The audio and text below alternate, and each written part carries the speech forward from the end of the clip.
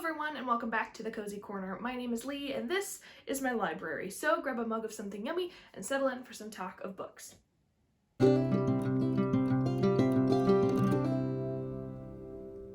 It is the beginning of the new month, which means we get to talk about the books that I read in the previous month.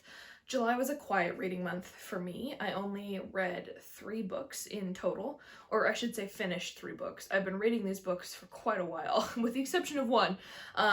This summer has been kind of a disappointment in terms of reading. July is definitely the lowest amount of reading I've gotten done since I've started BookTube, which is disappointing, but it's been a busy summer. More busy than I was anticipating, which is fine. We can't all have perfect reading months, and sometimes life gets in the way of the things we want to do. So I'm just going through a season of that in my life right now. But August is shaping up to be a much better reading month. I am hoping tonight and tomorrow to be able to finish 2 books already. It's only the 3rd day of August, so a few of them have been a long time coming in terms of reading. And I have a lot of fun ones on my monthly TBR up there on the shelves. Without further ado, let's talk about the ones I did finish in July. First, I finished Wind from the Carolinas by Robert Wilder. This was part of my Around the World in 325 Days reading challenge, the North American edition, and this takes place in the Bahamas. It follows the story of the Cameron family, who are British royalists during the time of the American Revolution. And so it starts just after the American Revolution, and it follows the Cameron family as they decide that they don't like the behavior of the newly independent nation, and so they decide to sort of panic emigrate to the Bahamas. And the crown rewards them and offers them land because the Bahamian Islands are still British territory, and so they are allowed to have land there. And the Cameron family is from the South, so they are plantation owners and do participate in the slave trade. So that's a little bit of a trigger warning if slavery is something that you're not wanting to read. That seems to be a theme of a lot of these books. But it was interesting to hear about that side of American history. We never really learn about those who still remained loyal to the British Crown and what happened to them after the Revolution died down. So there's a little bit of heightened tension of the transition from America to the Bahamas, and then the entirety of the story after that takes place on the Bahamas. And let's move into the things that I didn't like about it, and then we'll finish on the things that I did like about it. So I think the main thing that I didn't really like about this book, one was the length, which, I mean, I can't really be picky about it because it is what it is, but it's 567 pages long. This is the longest thing I've read since Monte Cristo, I believe, which was last year, which is part of the reason why I think it took me so long. But normally I'm okay with long books, but the other reason as to why I don't like how long it was because it was very monotonous in the plot line. This probably could have been a memoir. It's entirely fiction. The events in this story are based on true things that did happen, but it could have been a memoir with how uniform it was in the delivery. There was very little climax. It was very episodic, but there was not really an overarching theme that happened or anything to drive the plot. It really was, given the era, a carriage ride through the events of this story. No bumps in the road, just one, rolling carriage ride, which was fine, and it was entertaining to some degree, but there was never really like a nail-biting or emotionally stirring moment in this book.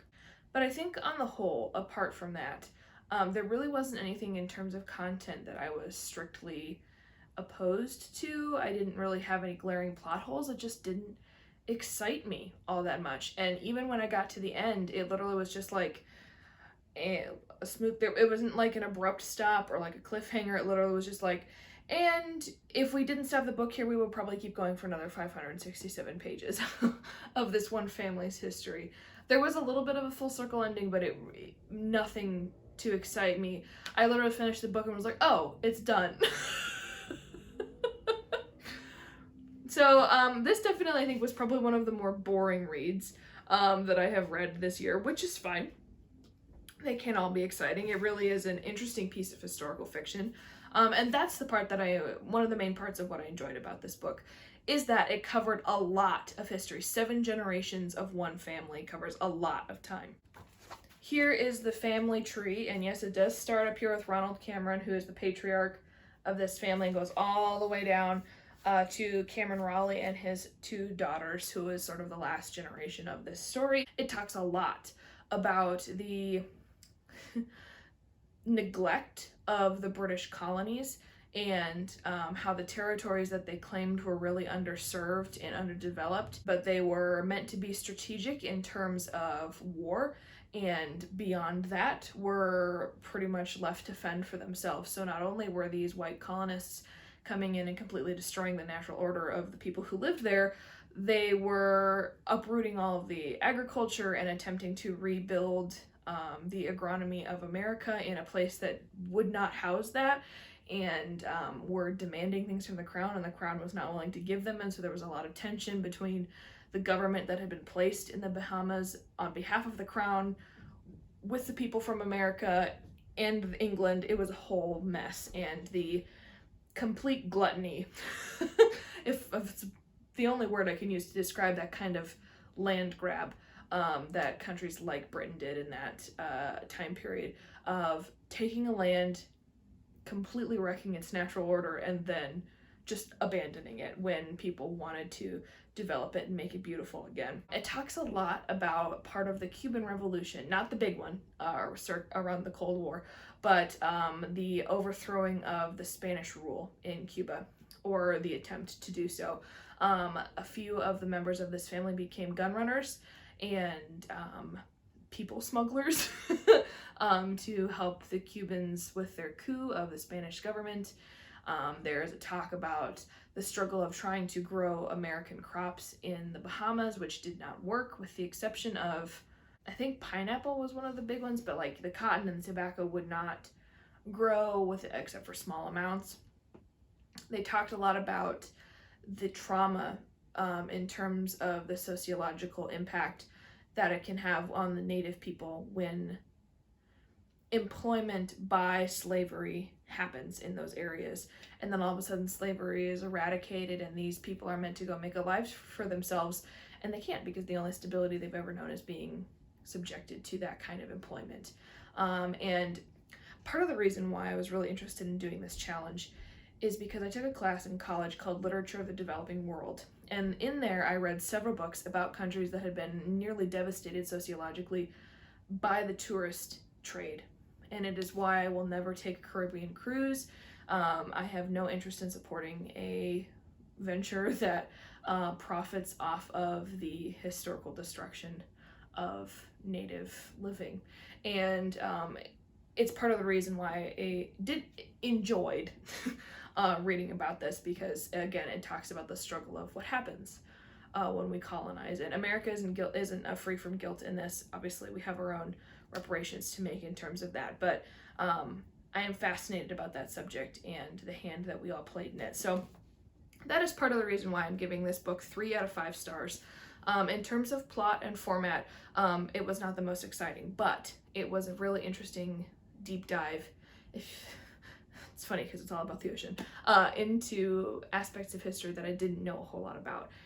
And so for that part, I think people should read this if they really like historical fiction and are wanting to learn about an area in the North American continent that doesn't get talked about all that often. The next book that I finished in July is The Brief Wondrous Life of Oscar Wilde by Junot Diaz. This is, again, a part of the Around the World in 325 Days Reading Challenge, North America edition. No, South America. Nope. Sorry, North America. Forgot where the Dominican Republic was for a minute. But this follows the story of Oscar, who is a overweight nerd in the 70s, that era, and he is struggling. His whole life is a struggle, unfortunately. But it follows Oscar and his family and the struggle they have with something called fuku, which is F-U-K-U with an emphasis in there somewhere, which is basically just a curse. And this curse that follows this family and how it impacts how they live. And Oscar is the main character, obviously, and he struggles with wanting to be in a relationship and no one finding him attractive, and wanting to be a part of regular society, but because of his obsession with all things fantasy and writing and nerd culture, he gets shoved to the outside. And he lives in the ghetto in New York, and it's also about the struggles with disassociation in terms of identity between living in the Dominican Republic and living in America, and the racism even within those people groups. A lot touches on a lot of that in here, but it really is the story about how Oscar did his best and struggled so hard to be able to make a name for himself that was on his own terms and not how anybody else defined him. Talks about here that he is dreams of becoming the Dominican J.R.R. Tolkien, and most of all finding love. And it is a very sad story. It is a tragedy, I will warn you, and there are many trigger warnings in here. Lots of things having to do with racism, language, slurs, suicide, drug and alcohol abuse, trigger warnings. It talks a lot about the mob, guerrilla warfare that happens in the Dominican Republic, the blatant racism between the Haitian and the Dominican Republican people. If you don't know, they share an island, and yeah, it's not great.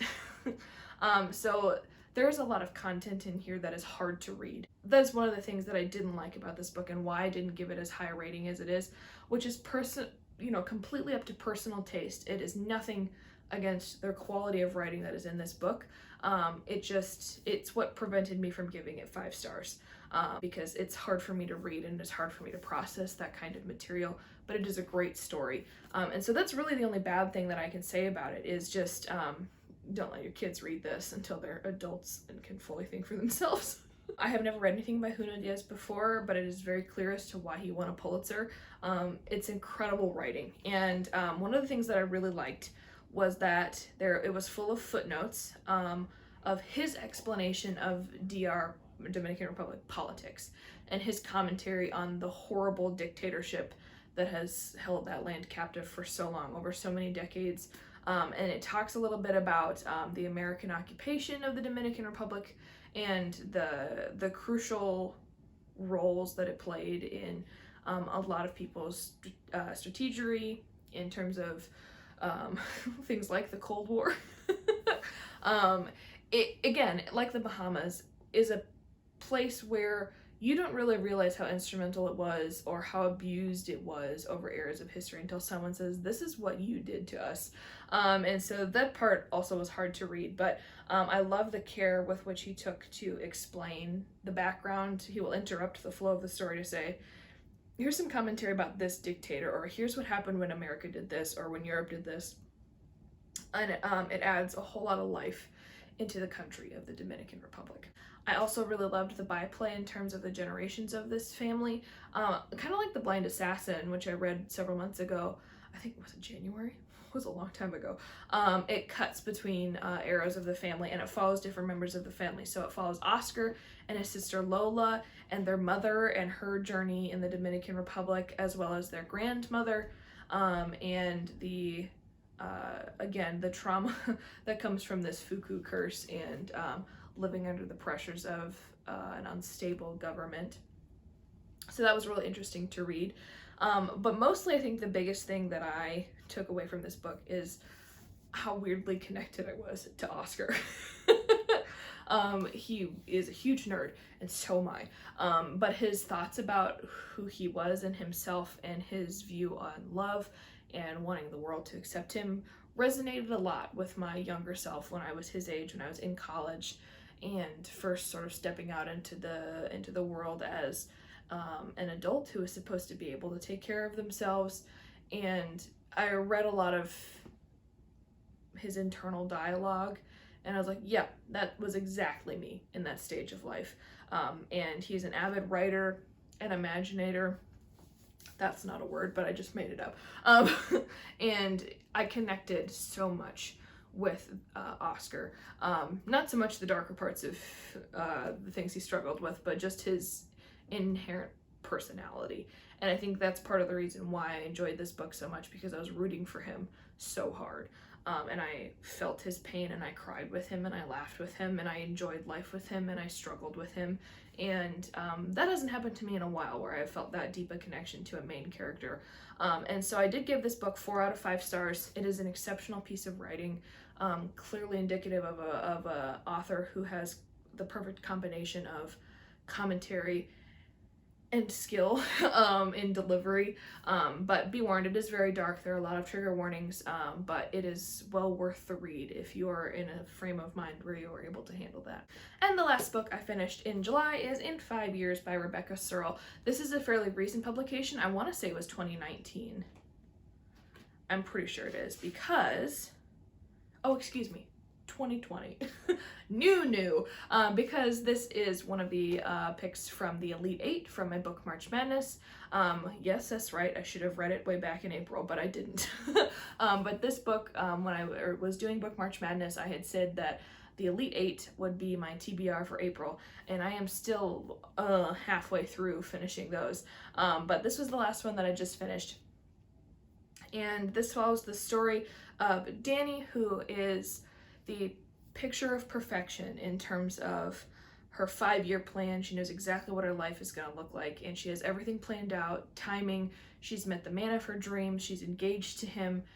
They know what they want to do with their lives. Everything is going great, and then she falls asleep and is thrown into this alternate reality for a few hours. I think 5 hours.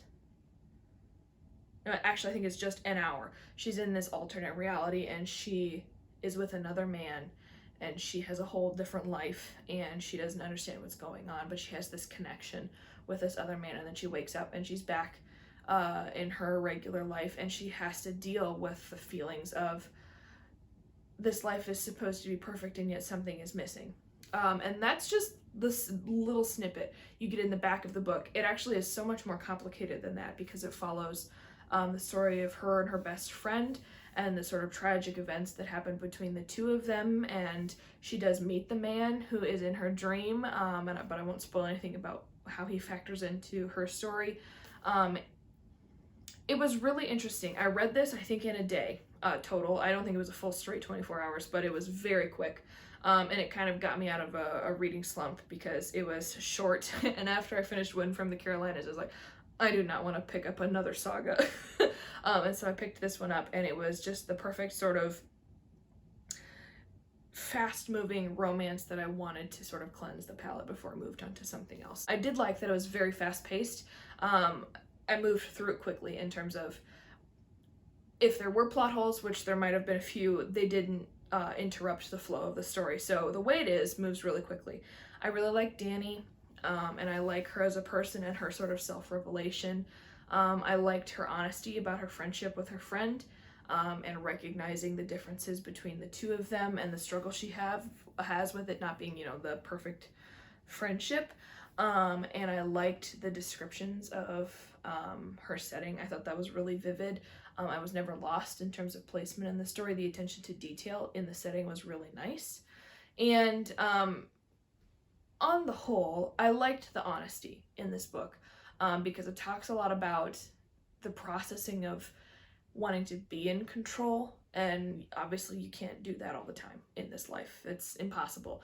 And so it was a very frank approach to the emotional process and mental processing of realizing that your life isn't perfect and you can't control everything. And unfortunately, when you try to do so, a lot of things get ruined. And so I thought that whole premise was really good. Ultimately, a lot of it, I think, is about the autonomy of choice, and being able to say, it is scary to make my own decisions, and it is scary to make my own choices, but I'm gonna have to do it, because that's what is required to be an adult in this life. And it was really nice, because it was at a point in my own life where I was gonna make some decisions, and or was facing a transition. I am in the middle of leaving a job, and tomorrow actually am interviewing for a new one, and I started therapy again. So it was just a time of transition, of a season in my life is changing and shifting, and we're gonna fix some things and take care of some things, because they need to be fixed. And so this book was really timely in terms of being able to process that. So that was really nice to have a character that was doing that along with me. Again, there's a lot of emphasis on relationships, good and bad, in this very short book, but they did a good job of that. Things that I didn't really like. because it is brief, I did not connect very deeply to many of the characters. It was very much about, how is this dream that Dani had going to get resolved? Where is it going to come into her actual life? And how is that going to get resolved? That's the plot motivator, not necessarily the development and growth of the characters necessarily. And so I missed a little bit of that. And I think the biggest complaint, if I could complain about anything, is the fact that it is short. As I was reading this, I'm like, oh, I wish that we would have had some time to explore the full background of these characters, to get to know them, to see a little slower of a glimpse into